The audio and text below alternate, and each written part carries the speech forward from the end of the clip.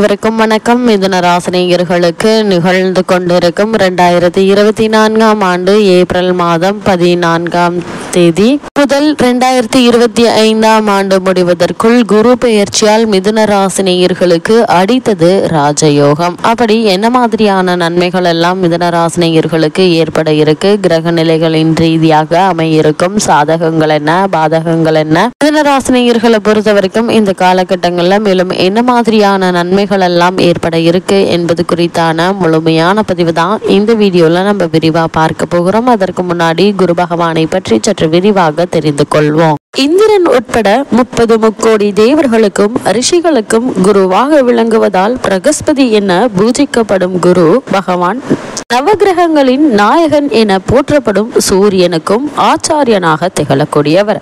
ஜாதகத்தில் தான் இருக்கும் ராசியிலிருந்து 5, 7, 9 ராசிகளை தன் சுப பார்வையினால் தோஷங்களை போக்கும் கருணையும் சக்தியும் பெற்றவர் குரு பகவான். வியாழன், பிரகஸ்பதி, பொன்னன் என்ற பல பெயர்கள் இவருக்கு உண்டு. அதிச்சாரம், வக்ரம் ஆகியவற்றால் பாதிக்கப்படாத கிரகம் இவர் ஒருவர் மட்டும்தான். தவத்தினாலும் பக்தி, ஒழுக்கம், நேர்மை, வைராகியம் ஆகியவற்றினால் உயர்ந்த பிரம்ம ஞானிகள், பக்தியில் உயர்ந்த பாகவத தர்மர்கள், அறிவினால் உயர்ந்த மாமேதைகள், தர்ம நெறியிலிருந்து சிறிதும் பெறலாது மக்களை தனது குழந்தைகளாகவே பாவித்து நாட்டை ஆளும் மா மன்னர்கள், கற்பிற்சிறந்த பதிவிரதைகள், 4 வேதங்களையும் கற்றுணர்ந்த பெரியோர்கள், பசுக்கள், பிறர் துன்பங்களையும் தன் துன்பம் போல் பாவித்து இரக்க குணம் கொண்ட உத்தமர்கள் ஆகியோருடைய ஜனன கால கிரக நிலைகளை ஆராய்ந்து பார்த்தால் ஒரு சிறந்த சுபபலம் பெற்றிருப்பது நமக்கு தெரியும். ஜனன கால ஜாதகத்தில் குரு சுப பார்வை அல்லது சுபபலம் பெற்று பாவகிரகங்களுடைய சேர்க்கை இல்லாமல் இருப்பின் நல்ல கல்வி, உயர் பதவி, உத்தமையான கற்பில் சிறந்த மனைவி, அன்பான கணவர், நேர்மை, அன்பாக பேசும் திறன், ஒழுக்கம், மனம் நிறைந்த நிம்மதியான வாழ்க்கை ஆகிய மகத்தான பேறு பெற்று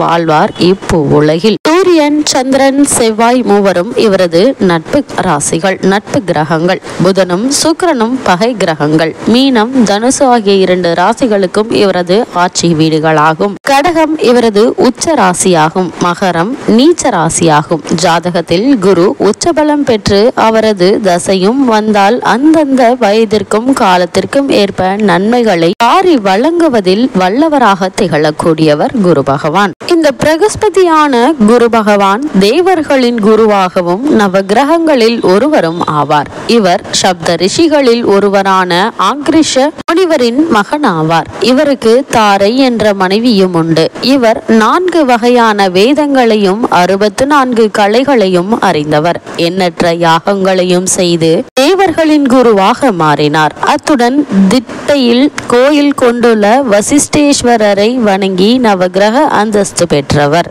அதனால் பிரகஸ்பதியின் கிரகமான வியாழன் கிரகம் ராஜ கிரகம் என்று அழைக்கப்படுகிறது. அது மட்டுமில்லாமல் இவர் இடம் பெயர்வதே குரு பெயர்ச்சி என்றும் வழங்கப்படுகிறது. இவருக்கு அந்தணன், அமைச்சன், அரசன், ஆசான், ஆண்டலாபன், குரு, சிகிண்டிசன், சீவன், சுரகுரு, தாராபதி, தெய்வமந்திரி, நற்கோள், பிரகஸ்பதி, பீதகன், பொன்னன், மறையோன், வேதன், வேந்தன் என 18 பெயர்கள் உள்ளன. இது ஜோதிடத்தின்படி இவரின் சொந்த வீடுகள் தனுசு மற்றும் மீனம் ஆகிய ராசிகள் ஆகும். இவர் ஒளி படைத்த ஞானிகளையும் மேதைகளையும் உருவாக்குபவர். இப்படிப்பட்ட குரு பகவானுடைய நட்பு ராசிகள் மேசம், சிம்மம், கன்னி மற்றும் விருச்சகம். ஆட்சி வீடு தனுசு, மீனம். உச்ச வீடு கடகம். பகை கிரகங்கள் பகை வீடு ரிஷபம், மிதுனம், துலாம். நீச்ச வீடு மகரம். இவர் ஒரு ஆண் கிரகம். இது மட்டுமில்லாமல் புனர்பூசம், விசாகம், பூரட்டாதி ஆகிய குருவினுடைய நட்சத்திரங்களாகும். குரு 2 வகைப்படும். அவை தேவகுரு, மற்றொன்று அசுரகுரு. தேவகுரு தான் நமது குரு பகவான் ஆவார். அசுரகுரு சுக்கிரன் ஆவார். புனர்பூசம், விஷாகம், பூரட்டாதி ஆகிய நட்சத்திரங்களில் பிறந்தவர்களுக்கு பிறப்பில் குரு திசை நடக்கும். குருவுக்குரிய உலோகம் தங்கம், ரத்தினம் புஷ்பராகம், உடை பொன்னிற ஆடை, தூபதீபம் ஆம்பல். குருவினுடைய வாகனம் யானை, வகுப்பு அந்தனர். குரு குரு பகவானுடைய திசை சரியாக 16 வருடங்கள் கொண்டது. இந்த 16 வருடங்கள் மற்ற கிரகங்களுடைய அமைப்பு சரிவர அமைந்திருந்தால் எண்ணற்ற நன்மைகள் உங்களுடைய வாழ்வில் ஏற்படும். ஜோதிடத்தில் குரு அதிர்ஷ்டத்திற்கான கிரகம் என்பார்கள். நல்ல அதிர்ஷ்டம், ஆரோக்கியம் மற்றும் நிறைந்த செல்வம் ஆகியவற்றை நிறைவாக தர வல்லவர். ஒருவருடைய ஜனன கால ஜாதகத்தில் குரு வலுவாக இருப்பின் அந்த நபருக்கு எந்த ஒரு கடின நிலையில் குருவினுடைய அற்புதமான பலனால் நிலையான பலன்கள் தான் பெறுவார்கள் என்பது ஜாதகப்படியான விதி. சுப கிரகங்களுக்கு முகூர்த்த நிர்ணயம் செய்யும் போது குருபலம் பார்த்து நாள் நிச்சயம் செய்வது வழக்கம். அந்த குருபலம் எந்த அடிப்படையில் நிர்ணயிக்கப்படுகிறது என்று பார்க்கும்போது, ஒரு கிரகம் எந்தெந்த வீடுகளுக்கு தன்னுடைய பரல்களை தருகிறதோ அந்த வீடு அந்த கிரகத்திற்கு பலம் வாய்ந்த இடமாகும். இதன் அடிப்படையிலேயே கோச்சார பலன்கள் கணிக்கப்படுகிறது. இதன்படி கோச்சார குரு ஜென்மச்சந்திரன் நின்ற வீட்டிலிருந்து 2, 5, 7, 9, 11 இடங்களில் சஞ்சரிக்கும் போது கோச்சார குருபலம் வாய்ந்தவராக இருப்பார்கள். இதையே குருபலம் என கூறுகிறோம். இதனால் சுபகாரியங்களுக்கு ஏற்பட்டு வந்த தடங்கள் விலகி ஒரு சிறு முயற்சியிலேயே சுபகாரிய முகூர்த்த நிர்ணயம் செய்யப்படும். புத்திர பாக்கியத்திற்காக ஏங்கிக் கொண்டிருப்பவர்களுக்கு புத்திர பாக்கியம் உண்டாகும். குரு திசை ஒருவருக்கு நடையை பெற்றால் ராஜாவின் திசை நடப்பதாக கூறுவார்கள். வலு பெற்று அமைந்த குரு திசை ஒருவருக்கு இளமையில் நடைபெற்றால் அவர் கல்வியில் சாதனை மேல் சாதனை செய்வார்கள். திருமண வயதில் நடைபெற்றால் சிறப்பான மன வாழ்க்கை, தொழில் ரீதியான மேன்மை, பொருளாதார உயர்வு ஏற்படும். இறுதி காலத்தில் நடைபெற்றால் புத்திரர்களால் உயர்வு, சமுதாயத்தில் பெயர் புகழ் உண்டாகும். பலமிழந்து அமைய பெற்ற கிரகங்களின் மீது குரு பார்வை இருந்தால் அவற்றின் தோஷங்கள் விலகி பலமுள்ளதாக மாறிவிடும். குரு தனித்து இருப்பது நல்லதல்ல. குரு நின்ற இடம் பால் என்பார்கள். அதுவே ஒரு கிரக சேர்க்கையுடன் அமைந்தால் அந்த இடம் பலம் வாய்ந்ததாக மாறுகிறது. அதே போல ஒருவருடைய ஜாதகத்தில் எந்த தோஷம் இருந்தாலும் குரு பார்வைப்பட்டால் அந்த தோஷம் நீங்கும் என்பார்கள். அதாவது ஒருவருக்கு திருமணத்தில் தடை இருந்தால் குரு பார்வை படும்போது தடை நீங்கி உடனே திருமணத்தை நடத்தி தருவாரு. ஜாதகத்தில் விதியையும் மாற்றும் வல்லமை குரு பகவானுக்கு மட்டுமே உள்ளது. எனவேதான் திருமணத்தில் குரு பலம் வந்துவிட்டதா என நன்கு அறிந்த பின் திருமண முயற்சிகள்ல ஈடுபடுபவர்கள். குருவினுடைய பார்வை கலத்திரஸ்தானத்தில் வரும்போது திருமண வயதில் உள்ளவர்களுக்கு இந்த காலகட்டத்தில் நிச்சயம் திருமணம் கைகூடி வரும். அது குரு பகவானுடைய பார்வை புத்திரஸ்தானத்தில் இருந்தால் அந்த ஜாதகத்தாருக்கு அந்த பெயர்ச்சி காலத்தில் குழந்தை செல்வம் கிடைக்கும் என்பது கூறப்படுகிறது. அதே போல ஒருவருடைய ஜாதகத்தில் குருவினுடைய அருள் முழுமையாக இல்லாவிட்டால் திருமணம் காலம் தாமதமாகலாம் அல்லது திருமண வாழ்வில் நிம்மதியின்மையோ குழந்தை பெறா கிடைக்காமல் இருக்கலாம். இந்த குறையை சில பரிகாரங்களின் மூலமாகவும் குரு ஆராதனைகள் மூலமும் முழுவதும் நிவர்த்தி செய்து கொள்ளலாம். அதே போல குரு பகவான் உங்களுடைய ராசிக்கு 1ஆம் இடத்தில் இருந்தால் நீண்ட ஆயுள் மற்றும் செல்வம் கிடைக்கும். 2ஆம் இடத்தில் இருந்தால் அரசு வேலை கிடைக்கும். குரு 3ஆம் இடத்தில் இருந்தால் உடன்பிறப்புகளால் உதவி கிடைக்கும். 4ஆம் இடத்தில் இருக்க வீடு வாகன யோகம் உண்டாகும். 5ஆம் இடத்தில் இருக்க புத்திர தோஷம், பெண் குழந்தைகள் தோஷம் நீங்கும். 6ஆம் இடத்தில் இருந்தால் பிரச்சனை இல்லாத வாழ்வு மலரும். 7ஆம் இடத்தில் இருந்தால் நல்ல வாழ்க்கை துணை அமையும். 8ஆம் இடத்தில் இருந்தால் நீண்ட ஆயுள் கிடைக்கும். 9ஆம் இடத்தில் இருந்தால் அள்ளி கொடுப்பார்கள். 10ஆம் இடத்தில் இருந்தால் பதவி மாற்றம் உண்டாகும். 11ஆம் இடத்தில் இருந்தால் செல்வ நிலையில் உயர்வு உண்டாகும். குரு 12ஆம் இடத்தில் இருந்தால் சுப விரயம்,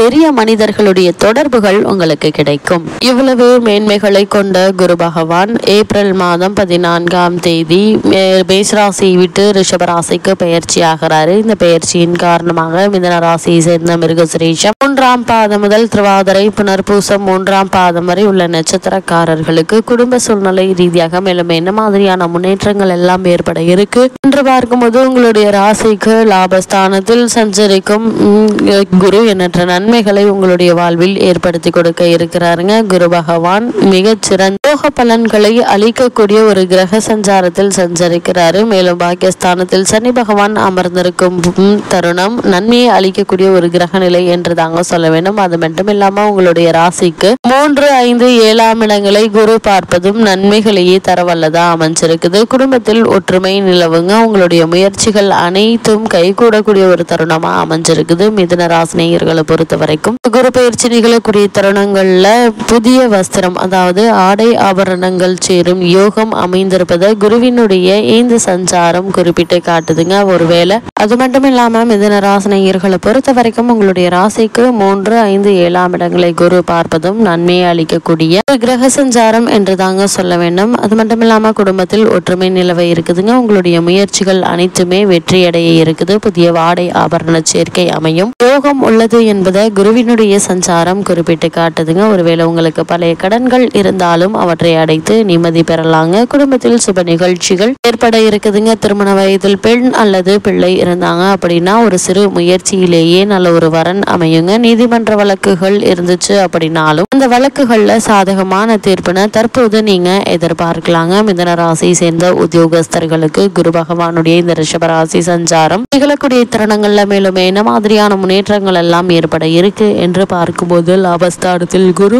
சஞ்சரித்த காலகட்டத்துல உத்தியோகம் காரணமாக பிரிந்திருந்த கணவன் மனைவியர் ஒன்று சேர இருக்கீங்க. அது மட்டும் இல்லாம வெளிநாடுகளில் வசித்து வரும் மிதுன ராசி தம்பதியினருக்கு இது மிகவும் பொருந்ததுங்க. பணியாற்றும் இடத்தில் மேலதிகாரிகளுடைய ஆதரவும் சக ஊழியர்களுடைய ஒத்துழைப்பும் உங்களுக்கு கிடைக்கக்கூடிய ஒரு தருணமா இந்த குரு பயிற்சி அமைய இருக்குது. பல நிறுவனங்கள்ல பணி நீக்கம் செய்யப்பட்டுள்ள ஊழியர்களுக்கு ஒரு சிறு முயற்சியிலேயே நல்ல ஒரு வேலை கிடைத்து விடுங்க. வெளிநாடு சென்று பணியாற்ற வேண்டும் என்ற விருப்பம் இருந்துச்சு அப்படின்னா அதற்கான முயற்சிகளை தற்போது நீங்கள் தாராளமாக மேற்கொள்ளலாங்க. சிறு முயற்சியிலேயே உங்களுக்கு வெற்றி கிடைப்பதற்கான சாத்தியக்கூறுகள் அதிகம் இருக்குது. மிதுன ராசியை சேர்ந்த தொழில் மற்றும் வியாபாரம் செய்பவர்களை பொறுத்த வரைக்கும் புதிய தொழில் ஆரம்பிப்பதற்கான முயற்சிகளை மேற்கொண்டு வருபவர்களுக்கு சிறு முயற்சியிலேயே வெற்றி கிடைக்க இருக்குதுங்க. வரும் சுமார் 1 வருட காலம் நல்ல யோக பலன்களை அளிக்கக்கூடிய ஒரு நிலையில் குரு பகவான் சஞ்சரிப்பதால கொடுப்பதில் ராகுவிற்கு நிகரில்லை என்பதை இப்போது நீங்கள் தெளிவாக புரிந்து கொள்ளக்கூடிய ஒரு தருணமா அமைஞ்சிருக்குதுங்க. அதே மாதிரி